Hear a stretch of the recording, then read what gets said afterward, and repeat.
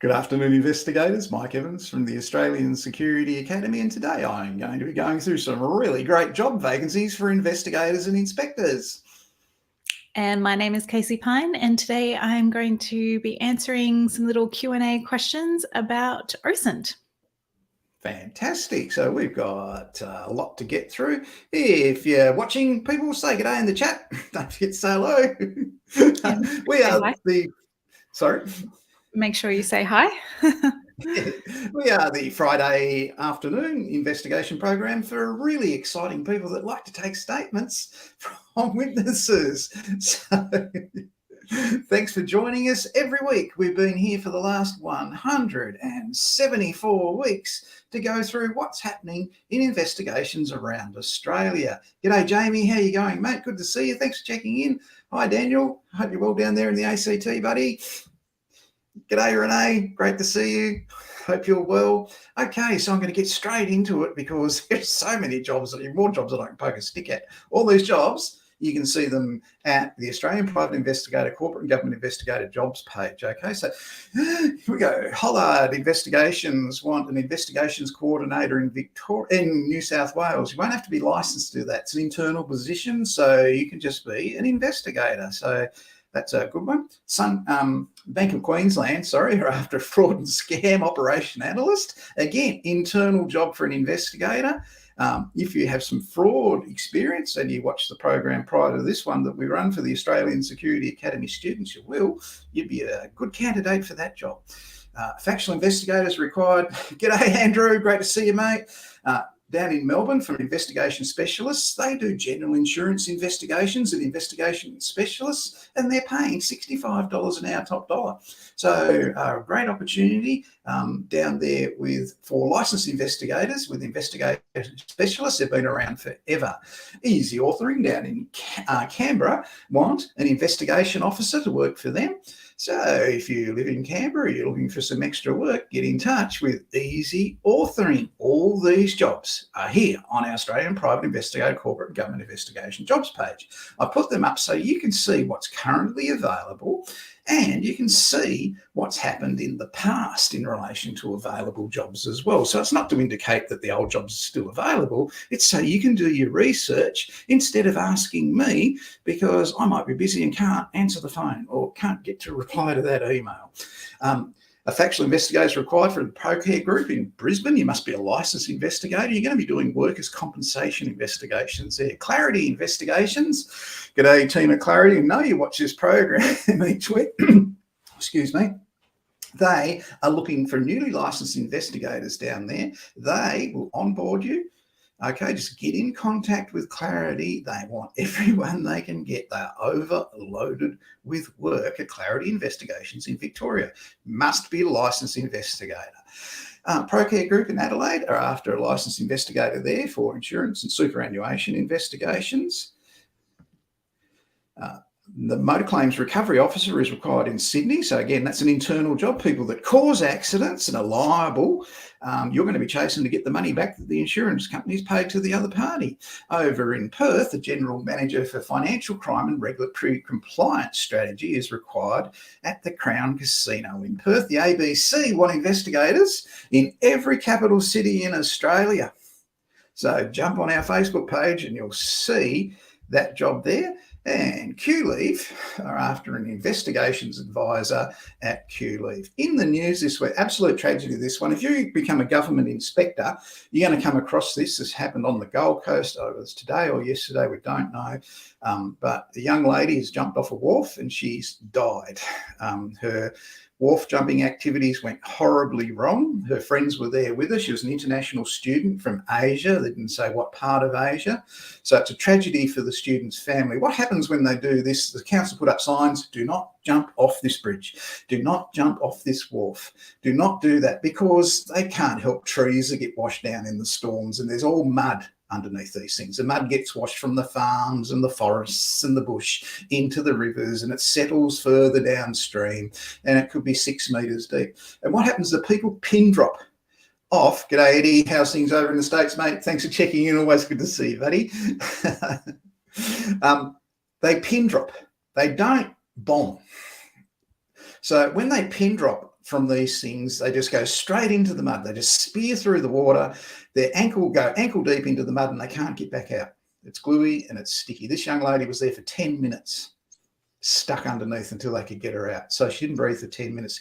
Every effort was made to resuscitate her, but they couldn't and she died. So what's going to happen now is the local council are going to be interviewed by the police. What signs did you put up? What patrols do you do there? That's their responsibility. That's what they have to do. Or if it belonged to, say, a bridge by Queensland Transport for the railways, they're going to have what signs have you got put up there? How do you try and prevent this? Have you got barbed wire and to try and stop people doing it?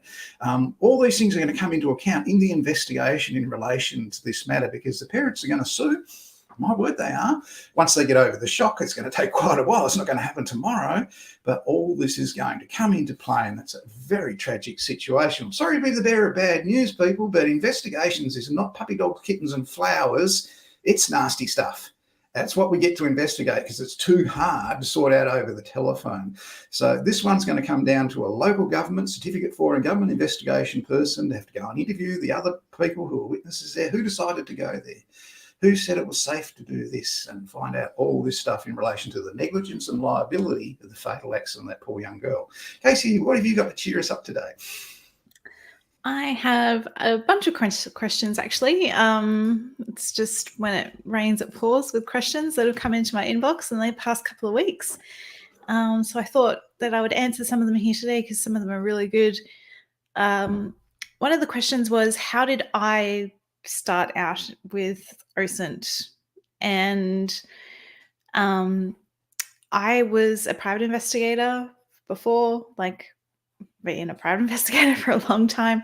I was mainly doing surveillance, and I just happened to stumble across with a podcast, actually, called OSINT Curious. And of course, being in the investigation industry, I know about skip tracing, I know about desktop investigations, but I'd never really done it before.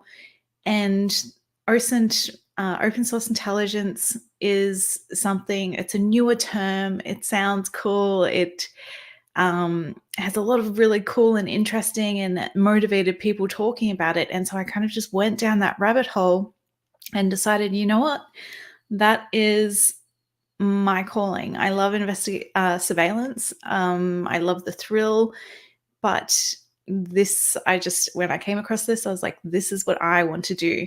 And so I went and did a course through OSINT Combine, because we don't teach anything here specifically to do with OSINT at the moment at the Australian Security Academy. We do give you a lot of information in your certificates on how to do desktop investigations, how to do locates and that kind of stuff. And then OSINT Combine, obviously they specialize in it. They take it that one step further.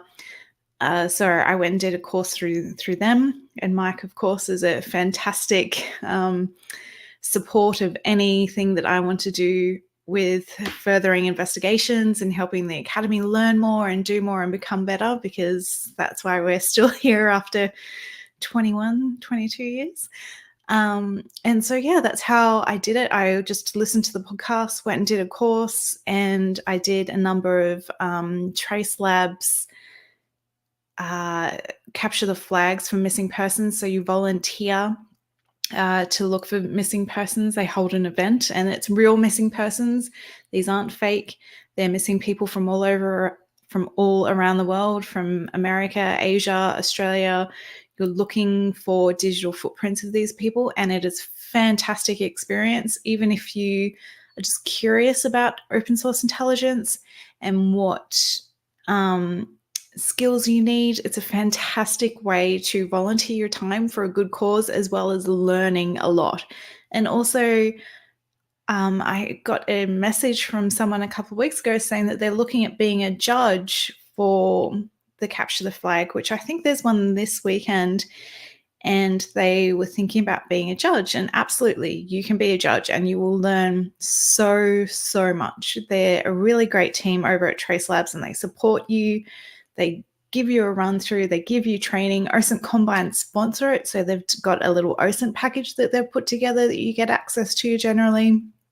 So that's how I kind of just stumbled across it, fell into it, and just ran with it, educated myself, did the volunteer work, and then just put myself out there saying, hey, I can do this. And it's just consistently snowballed from there, as it does. So I highly recommend it. And yeah, it's a really fun job. The second part of that question was, do you have to be licensed to do open source intelligence? And because this is like a relatively new term, especially in Australia, some people say OSINT, some people say OSINT, some people don't even use that term. They just say skip tracing or desktop investigations. For what I do it for with agencies around Australia, I need to be licensed. So because I'm doing desktop investigations for workers' compensation and CTP and those kind of things that will probably end up in a court of law, and I am investigating the person. It's all open source. I'm not doing anything. I'm not doing ethical hacking. I'm not doing anything to like get into someone's account. So I do need to be licensed for that kind of stuff. If you're doing it for a government investigation, they probably want you to have your certificate for an investigative services. It depends on who you work for and what you're doing. I can't really think, if you're doing it for trace labs, for example, you do not need to be licensed. You don't even need a qualification. The first time I didn't, I had not have, I hadn't have even done my course yet for OSINT. I just was like, I'm going to give it a shot. So you don't need to be licensed there. But when you're working for a legal firm or an agency, they will definitely prefer you to be licensed. And I'm sure that it will come in eventually that you need to be licensed, because everybody's kind of just going that way anyway.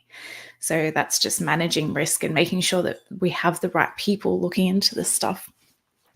And the other questions were, again, it's a great question, was about podcasts, which I've already mentioned. Trace Labs, they have a podcast called Breadcrumbs, which is really fantastic. That's on Spotify, as well as Michael Bazel's podcast, the Privacy and Security podcast, which is, OSINT Privacy and Security podcast, which is really good, and OSINT Curious. 3 fantastic podcasts that give away information all the time, just like we do when I do my OSINT tip of the week. It's just a really fantastic way to learn, just listening to these podcasts, because people are giving value for free out there. And following people on LinkedIn is a really fantastic way as well. And the last question is, where is it? Here it is.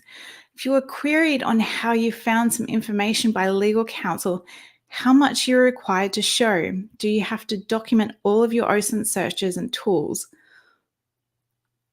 You will have to show everything. You have to show that if your work as an OSINT investigator ends up in a court of law, they're going to want to know where the information came from. And it has to be from true open source sources. They have to be obtained, because it's evidence. It has to be obtained in a legal way. So even if, which is really easy to do, if I go on the dark web and find, I'm investigating Michael Evans, I go onto the dark web, I find that he uses the same password for everything. I go to his Facebook, because there he is on a list saying this is his password from a certain account, put it into his Facebook, and I'm in. That's not legal. That's not open source. I know that you found the password through an open source way, but it's like finding someone's house key on a street and then going and unlocking the door and going into the house and helping yourself, right? It's digital property. It's the same principles, and it is not okay to do that kind of stuff. You really have to do it by the book. You really have to find the ways that you're doing things and make sure that they're correct, and make notes of them. And you'll find that when you do open source intelligence work, you've got a template, you work through it. And and you are constantly screenshotting and copying links, and it can take a very long time to do all that stuff, but it's just part of the job. So yeah, always be really open and honest, because if you are dishonest, it ruins your credibility as a witness, and that's not what you want as an investigator. You need to be tip top. Everything needs to be really well thought out and legally obtained. So those are the questions. And so thank you so much for asking them. It was really good. Great questions this week. Very good question. So that's called continuity of evidence. And they want to know the whole trail of where you got it and where it went to. And it's exactly the same if you were the police using listening devices. The other side want to know where you got it from, where you set it up, how you set it up, and what you got and how you got it. So that's just how it goes. You can't go, oh, yeah, I found this thing, and there it is. It doesn't work like that. You have to be able to show your process and show that it's relevant, it's legal, you didn't entrap anybody. All that has to be there. It has to be very, very clear. I told some people in another class earlier today, where we work, it's not 5 + 5 = 10. That's not, we don't work in an exact science. We're interacting with people, witnesses or fraudsters, or there's emotions, there's memory recall that's good or not good from 10 years ago or 5 minutes ago. There's how field of vision of the person, the length of time under observation, the length of the event. Most things we go and talk to people about, they didn't happen over like 20 minutes, unless it was a brawl in a pub. But, an accident happens in a split second. And they go, oh, I don't know very much. I can't really help you. They've got a lot of information, but you've just got to go and talk to them. So we don't have the exact science about our interactions, but we have an exact science about showing the continuity of the evidence and the trail that we followed. And the first thing that happens when our government investigators and private investigators end up in court, and I'm glad you raised this, Casey, it's really important, is they're asked for their letter of appointment to be an inspector with the tax office. That's the first thing the other side asked for. They asked me 35 occasions, you got private investigator's license, witness? That's the first thing they asked. They want to see that private investigator's license I'm holding in my hand in court right now, where I just want to tell the truth, is current. And it was current at the time I was investigating. So that is really, really important, that you have that exact science approach about your work. G'day, Tony. How you going down there, mate? Good to hear from you. Tony graduated from the Australian Security Academy last week. It was really well done, Tony. That was great work. A couple of other things that have happened, moving on from back in a sec, case. Moving on from last week, we had the issue last week with the allegations of 4.5 million worth of money laundering from a licensed private investigator. And it's caused absolute turmoil in licensing authorities in Queensland and New South Wales and Victoria, because this guy's facing 25 years imprisonment if he's found guilty on these charges. Now, of course, that's not the only place it's turmoil that happens as a result of this sort of thing. He's actually a member of ASIL.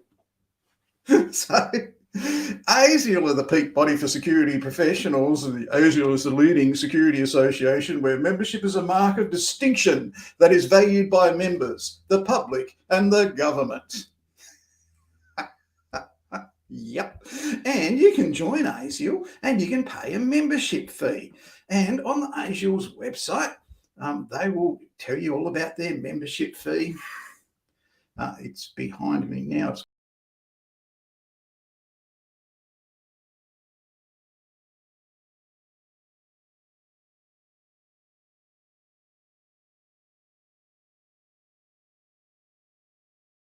$500,000, you're up for $750. So it's all based on your turnover. That's their memberships are. So that's really interesting to find that out. I guess it'd be, how much money did you launder last year if you want to join ASIL? Oh boy, ASIAL can't stand it because here's Peter Johnson, person in charge of ASIAL's memberships. He's saying they don't want people who bastardise the industry in the ASIAL podcast there. And Tim Sell in an ASIAL podcast is saying down in Victoria we have the highest standards of licensing.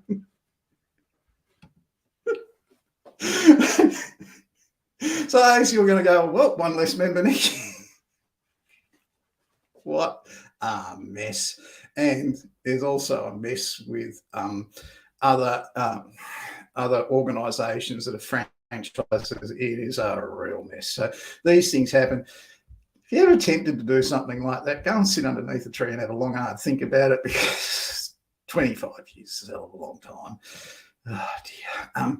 So the other thing I've got to cover this week, just briefly, done that. Excuse me.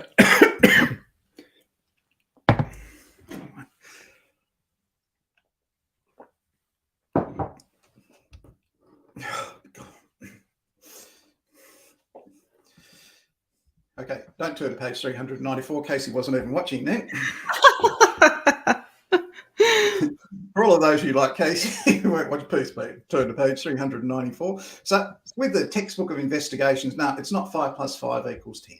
Where it's relationships, it's people, it's circumstances. We've been talking about this in our training professional development program that precedes this program on Fridays. It's one of the things that's worked out really well for us here at the Australian Security Academy. It's really upped our training results and our completions of our qualifications. If you're an Australian Security Academy student or graduate and you want to participate in our CPD program, get in touch with me by email and say, Mike, I want to do the CPD program on Fridays. You can join that. It doesn't cost you anything if you're an Australian Security Academy graduate or a student, or if you're a member of AirLab. Every Friday preceding this program, we have an hour's continuous professional development. Next Friday at 8:30 a.m, we go full morning just before the 11th hour of the 11th day of the 11th month on surveillance. So if you want to brush up on your surveillance skills, we're doing that live next Friday, then at 1 a.m. next Friday, Queensland time, 2 p.m. AETD. We're doing our professional development program, and you get a little good on you, Renee. Just send me an email and I'll have you on the list. So surveillance starts at 8:30 if you want to brush up on your surveillance. Then at 1, we've got continuing on with our witness interviews. It's such an important thing. We're not just doing 1 hour of witness interview training. We've got a lot to cover next week. And we're going to be looking next week at some of the issues around interviews that get a little bit tricky in relation to what happens during the interview process. So we did it today. And if you get in touch with me and you want to see that, I can send you a link to it. So you'll be able to watch the replay of it and see that as well. So that's what's happening. It's been a really little successful initiative. People loved it. They've really taken to it. It's sort of helping people complete a lot quicker with what we're doing. Don't forget, you're looking for that job, jump on that Australian Private Investigator Corporate Government Investigation website. There are a lot of jobs. Usually this time of year, it starts to quieten down before Christmas. 4 investigation agencies have advertised this week in Melbourne for licensed private investigators. So people get in there like swimwear and get your license and get up and running and working in Victoria. It's a great opportunity to get into the industry right at the moment. Sydney, Brisbane, everywhere else, and those jobs are there for you to have a look at. I think we've covered everything. One more question, Mike. I missed a question. Lay it on us, Casey. There was one more question, and this is a question from Andy, who received his certificate last week. So congratulations, Andy, for graduating. That's fantastic. So he asked, do you have a separate laptop PC dedicated for OSINT? Yes, I do. Because when it comes to OSINT, what we do specifically is look for information leakage or information slippage on the internet. And in the opposite direction, I don't want any information leakage or slippage from me. So I have a whole different computer here, just a really basic computer that I'm not watching videos, I'm not downloading things, I am just looking on the internet for people and looking for the information slippage. I do not sign into any of my personal accounts there because it was probably a couple of months ago I did another one of these Q&As because a lady who had started in OSINT had accidentally sent a friend request on Facebook to the person that she was looking into, and she was on her personal account. So sometimes that can happen. I know it happened to me early on when I was doing OSINT that my computer just blinked out for a second and I was kind of clicking around and accidentally sent this person a friend request. But I know not to. I use my sock puppet accounts, so I wasn't on my personal one, and I cancelled it really quickly. So the notification will be there on the phone, but then it'll disappear, so they won't know, and they'll just go, "Oh, that was weird. Someone's trying to hack me from Cairns or wherever I have the person set to." So those mistakes happen, but you want to minimize the risk. So you always use sock puppet accounts.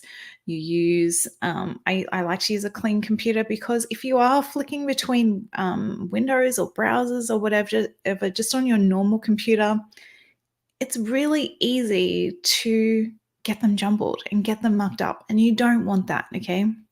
You're looking for their information slippage. Don't put yours out there. So it's called OPSEC, so your operational security. I use my VPN. I use a clean computer without any of my personal stuff on there. And that way it's not 100% necessary. You just have to be so much more careful if you are using your own computer. That's why I just like using my other one. Or you can just use a little laptop. You can get a secondhand laptop off Gumtree and do it that way. If this is something that you're going to do and a route that you're going to go down, I highly recommend having a clean computer that you use for this. Can't get better advice than that. So it's important, like Casey said, they find people because people slip up. We slip up too, and you don't want to be seen to be the person that slips up. No. I once faxed a whole investigation back to the client who asked me to do the investigation, and a couple of days later the client rang me up and said, "I thought you were going to fax that investigation to me." I said, "I did." And I thought, oh no. And this guy was a hard ass old ex-copper from Melbourne back in the days when, you know, they never verbaled anybody that wasn't guilty. And confessions were just beaten out of people. And I thought, oh, here we go. And all he said was, well, somebody's got some interesting reading. Oh dear. It's not what I would have said. So be careful. Right. Yeah. Do what I say, not what I do.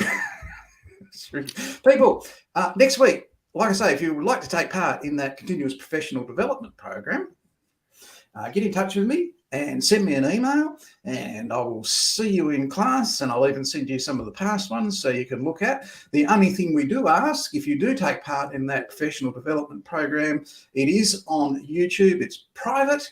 No one else can see it while it's happening, but we ask you, as part of the role, is to make a comment in the comment section. So if you haven't got a YouTube account, just make a fake one and then say, "G'day, Mike, it's Renee," in the comment section sometime during it. If you can't make it live, you can see the replay later on. And you can go and get continuous professional development points in relation to it from Podia, as you've done in the past. I'll try and find an example of that. I don't think I've got one there at the moment. Sorry, I haven't got one there at the moment. So I can slip over here and find one over here. Here it is. That's what you get. That's Jean-Luc Picard's one for the session we did prior to this today. So that's our program for today, people. We will see you next week on Spy Curious. Looking forward to it with more information. I'll have an update on Andy's book coming through next week, see how he's going with that. And we'll go out in our usual way once I slip back into the right thing.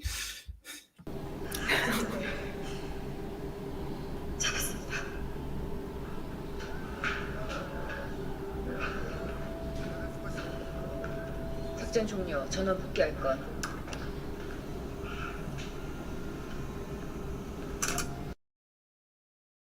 That movie, Cold Eyes, it's made in Korea. It's got parts of it on TikTok now. Next week, I'll show you what to do.